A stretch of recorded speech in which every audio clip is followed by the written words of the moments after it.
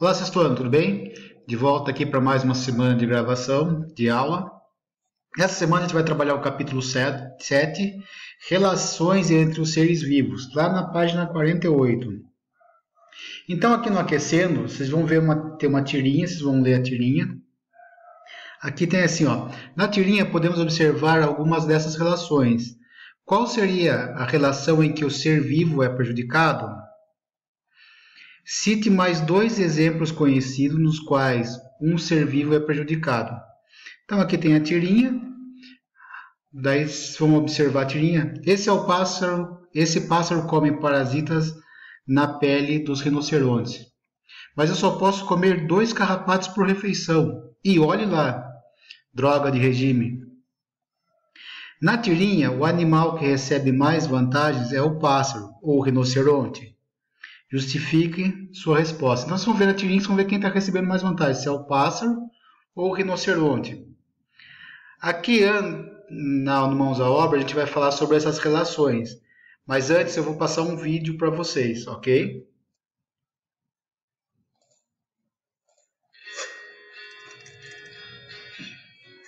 A vida na Terra, seja ao nível de uma pequena poça ou ao nível de um ecossistema que abrange um continente, se resume em interações. Além de interagirem com o meio físico, os organismos interagem com indivíduos da sua espécie e com indivíduos de outras espécies, estabelecendo o que chamamos de relações ecológicas. As relações ecológicas podem ser harmônicas, quando não há prejuízo para nenhum indivíduo, ou desarmônicas, quando algum indivíduo é prejudicado por outro. Ambas ocorrem tanto ao nível intraespecífico, que é entre indivíduos da mesma espécie, quanto ao nível interespecífico, que é entre indivíduos de espécies diferentes. Essas interações se diferenciam pelos tipos de dependência que os organismos têm entre si. Entre indivíduos da mesma espécie, podemos citar como relações harmônicas as sociedades e as colônias. Uma sociedade é composta por indivíduos da mesma espécie, apresentando divisão de trabalho e uma hierarquia, como no caso das abelhas, cupins e lobos. A colônia, por outro lado, apresenta indivíduos unidos fisicamente, e podemos citar como exemplo as colônias de bactéria ou de corais.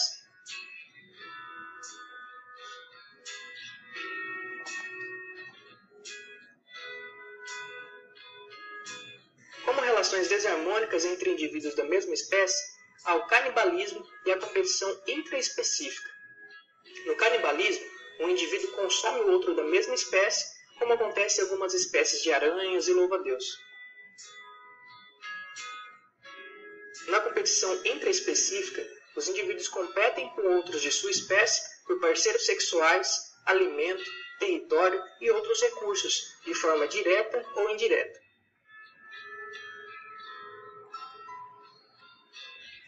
Entre espécies diferentes, temos o amensalismo, predatismo, herbivorismo, esclavagismo, parasitismo e a competição interespecífica como relações desarmônicas. E a protocooperação, o comensalismo, a forésia e o mutualismo com relações harmônicas. O amensalismo ocorre quando uma espécie libera substâncias químicas no meio onde vive, inibindo o crescimento de outras. Podemos citar o clássico exemplo do fungo Penicillium notatum, que produz uma substância que inibe o crescimento bacteriano. Graças a este fungo, Alexander Fleming, em 1928, desenvolveu o primeiro antibiótico, a penicilina. O predatismo, como todo mundo sabe, ocorre quando uma espécie captura e mata a outra para se alimentar, como leões e búfalos, cobras e ratos, joanias e pulgões e vários outros. Chama-se de herbivorismo o ato de um organismo consumir todo ou parte de um organismo produtor, como zebra se alimentando de partes vegetais da savana africana ou até mesmo de algumas espécies de zooplânctons consumindo fitoplânctons nos oceanos. O esclavagismo, ou também conhecido como sinfilia, ocorre quando uma espécie se beneficia das atividades, do trabalho ou dos produtos de outras, como no caso de formigas que mantêm pulgões cativos dentro do formigueiro, explorando o açúcar que produzem. Essa relação pode ser tanto desarmônica, pelo fato das formigas usarem os pulgões para ter acesso a maior quantidade de açúcar e tirando do seu hábitat, quanto harmônica pelo fato dos pulgões serem protegidos e cuidados pelas formigas. Ou seja, o esclavagismo varia dependendo do ponto de vista do pesquisador. O parasitismo é o clássico exemplo de relação desarmônica interespecífica. Essa relação não obrigatoriamente mata o hospedeiro, mas dependendo do grau de infestação de parasitas, ela pode provocar danos e levar o organismo à morte. Os parasitas estão localizados na parte externa do hospedeiro, os chamados ectoparasitas, como os carrapatos, na parte interna, os chamados endoparasitas, como os vermes intestinais, ou até mesmo dentro das células, como no caso do protozoário Trypanosoma cruzi, que invade células cardíacas humanas. A competição interespecífica ocorre quando indivíduos de espécies diferentes competem por recursos como alimentos, abrigos, territórios, etc.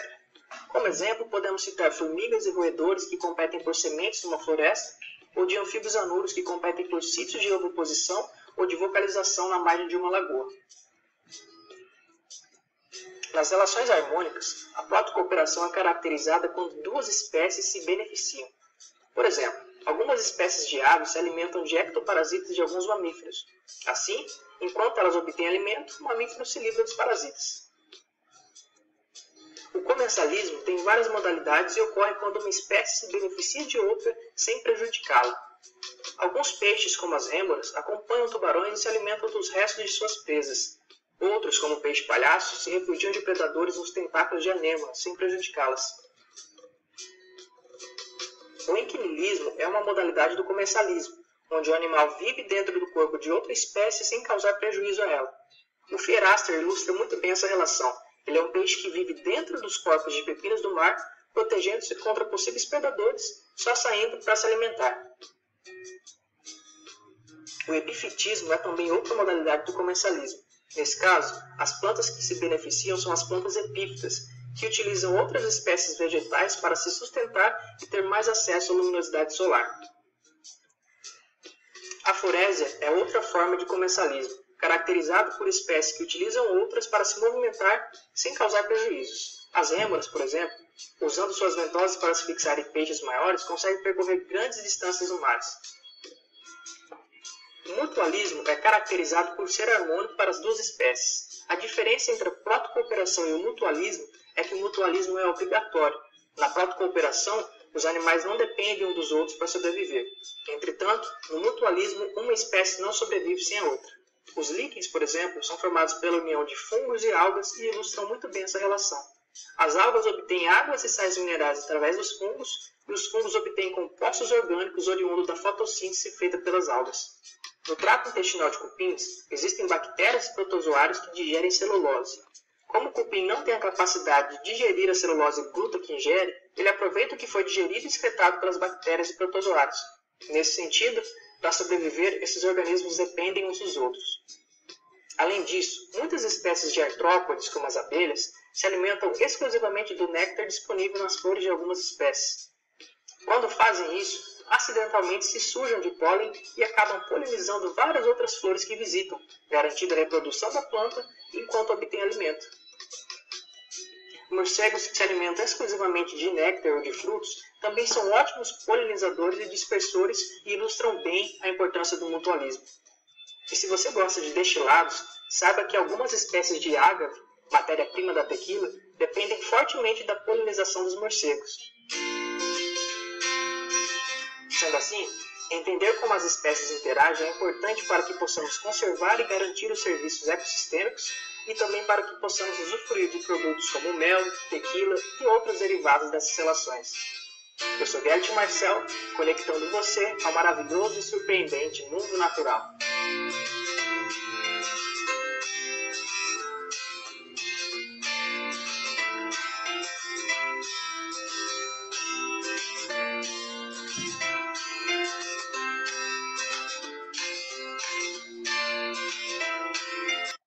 Depois de assistir o vídeo, vocês vão ler a apostila de vocês para responder essas questões. Essa semana a gente vai fazer a questão 1, letra A e letra B. A questão 2, que são essas 10 afirmativas aqui. A questão 3. A questão 5. E a questão 6. Então, a questão 4 a gente não vai fazer. Então, assistam o vídeo, leiam a apostila, para que vocês possam responder essas questões. Ok, pessoal? Essa foi a nossa aula de hoje. Até a próxima. Tchau, tchau.